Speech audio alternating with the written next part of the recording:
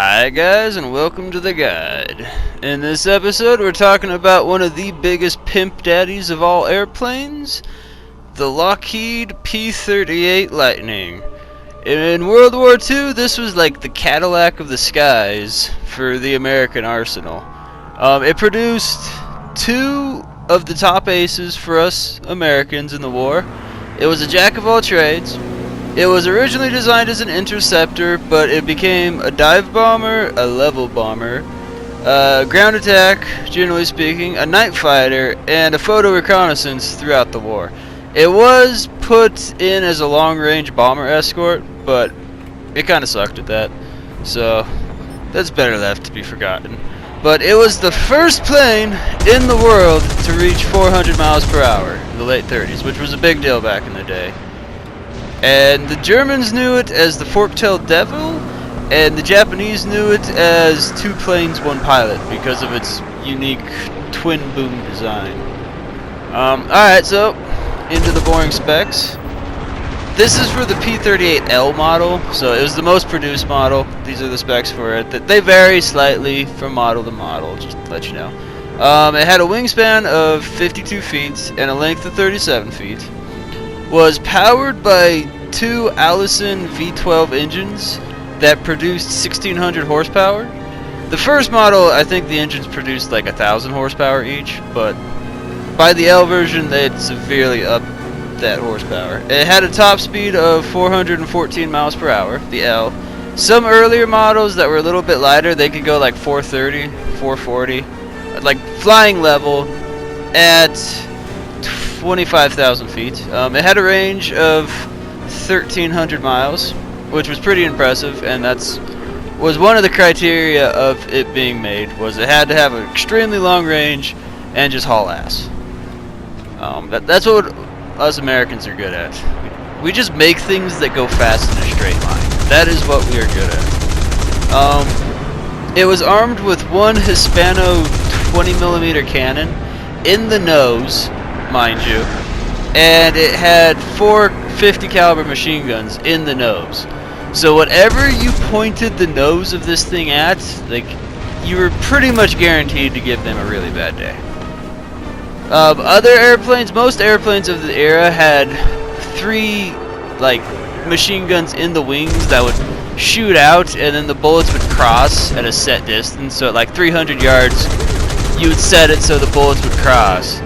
So the accuracy was kind of hit or miss. But with this thing, all the guns were straight in front of the pilot, and they were all pointed in the same direction. So as soon as you pulled that trigger, there was about a 1 square foot of just bullets flying straight in front of you.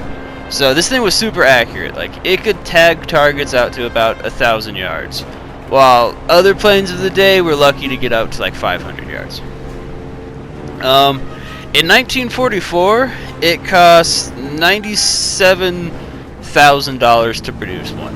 In today's terms, that's $1,300,000. But if you put it into perspective, an F-15, which is like the modern day equivalent of this thing, costs $30 million. So something's wrong with this inflation, okay? Like, so you put the inflation in to get to 1,300,000, and then you times it by like what, 30 to get to 30 million to get to its modern day counterpart. So I think their inflation calculations are bullshit nowadays. Alright, getting back on topic. It first flew on January 27th, 1939. It was designed as an interceptor. This was back in the day when, in the 30s, bombers went faster than fighters. Like, the plan was that the bombers could just haul ass into the target, drop their bombs, and then get the hell out. And the fighters would never even be able to keep up with them. And the P-38 was designed to prove them wrong.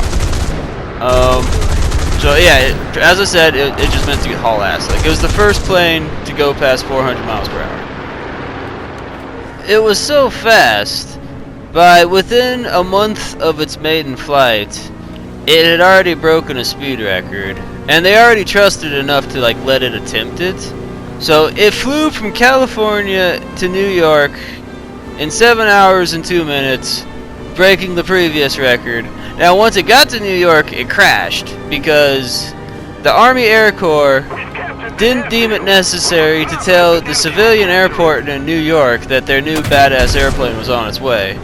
And when it got there, the airport in New York stuck it in the landing line. So there's airplanes in front of it that were supposed to get on the ground before it, so they just stuck it in there like, yeah, whatever. And it ended up running out of gas and crashing. So, yeah, there's that brain fart for you. But at that point it didn't matter, and it already proved its worth. So the Army Air Corps, that's what the Air Force was called back then, the Army Air Corps, had already ordered like 13 more. So the pilot didn't die, just a waste of a perfectly good airplane. Now, early in its development and into its service years, it did have a compressibility problem, where in a steep, like high-speed dive, it would actually lose lift from its wings. So like it would stop flying because the air would be moving so fast over the wings that like the wings would no longer produce lift and it couldn't pull out of the dive. So there was that. They ended up sticking some flaps on it that fixed the issue, but a couple test pilots did die because of it. So there's that note, and it got a bad reputation at the beginning of its service life because of that. But once the flaps were in there, and once like they figured out what was going on, then it didn't become such a big issue. And it proved to be a pretty reliable, robust airplane.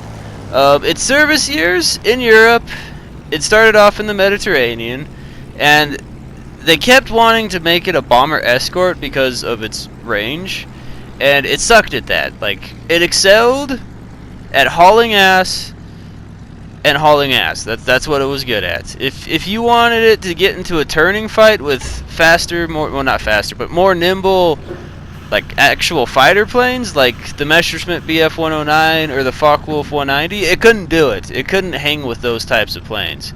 Its strength was interception, and if it had to tango with the smaller light fighters, it had to be up above them, like dive down, take some pop shots, and then use its energy to climb back up and away. Like, it couldn't do a turning fight. So it did not do good in Europe at all. They turned it into a recon airplane and a fighter bomber pretty quickly. Like, once Normandy happened, that's pretty much what it was relegated to in Europe. In the Pacific, it turned out to be an awesome plane. Like, they loved it in the Pacific because its strengths were perfect for the Pacific theater. It's long range and it was rugged, and in a theater of operation where you're flying over the world's largest ocean, like, those two things are super handy. So, and plus those characteristics worked perfectly against its Japanese counterparts. Like, the Japanese planes were generally super maneuverable, but lightly armed and slow. So, having a plane that you could just haul ass down there, take some shots, and then get away before the enemy even knew what was going on, worked great in the Pacific theater. It created two of the Americans' top aces. The first, Richard Bong, his name's Bong. He was America's ace of aces in World War II. He got 40 kills. The second, Thomas McGuire, he got 38 kills, both only flying the P-38. So it was an awesome airplane. I mean, it made the two top aces. And if you're wondering, the top ace of all times is some German dude during World War II, and he got like 500 kills, which is like an ungodly number. It was also responsible for the General Yamamoto's death, the general that masterminded Pearl Harbor.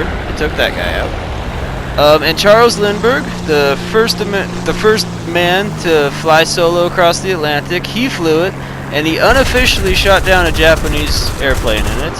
And him being a civilian, they did not like that one bit, and immediately sent him back to the States. But it proved to be a great airplane in the Pacific.